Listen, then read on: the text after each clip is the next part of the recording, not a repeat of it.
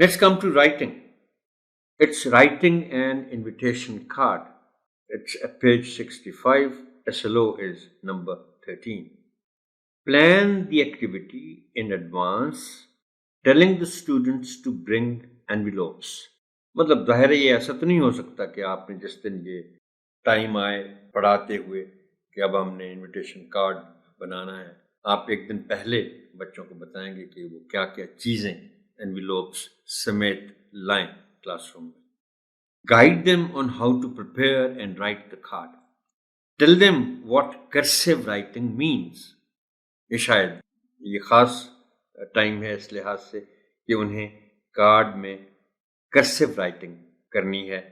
Cursive writing آپ بتائیں بچوں کو کہ بھئی آپ نے جو حروف کو ملا کر رائٹنگ کرنی ہے اس کو کرسیو رائٹنگ کہتے ہیں. جیسے کیپٹل لیٹرز میں اگر رائٹنگ ہے تو پھر ہر لیٹر الگ الگ ہے، لیکن اسمال لیٹرز میں کرتے ہیں اور لیٹرز کو ملا کر کرتے ہیں آپس میں، تو that is called cursive writing.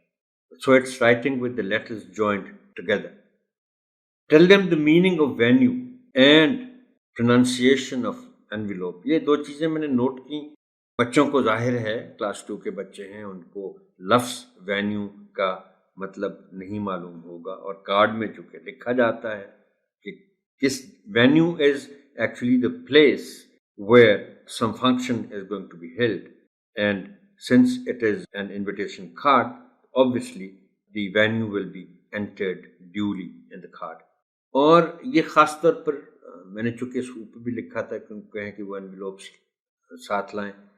اس کو اکثر و بیشتر اس لفظ کو غلط بولا جاتا ہے، انویلپ کہتے ہیں لوگ.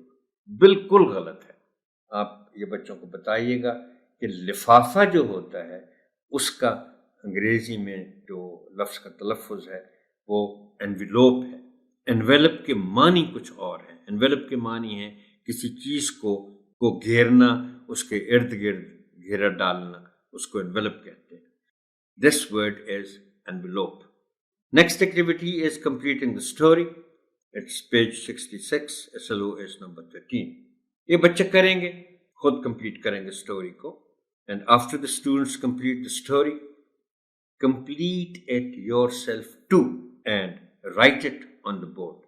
اور میں جب بھی اس قسم کی سرگرمی ہوتی ہے تو میں آپ کو آنریبل ٹیچر بتاتا ہوں کہ بچے تو جیسے لکھیں گے پھر ان کا کام آپ چیک بھی کریں گے، لیکن آپ کی طرف سے ایک ماڈل کے طور پر یہ آپ بورڈ پر لکھیں گے تاکہ بچے اسے پھر کاپی کر سکیں اپنی نوٹ بکس میں.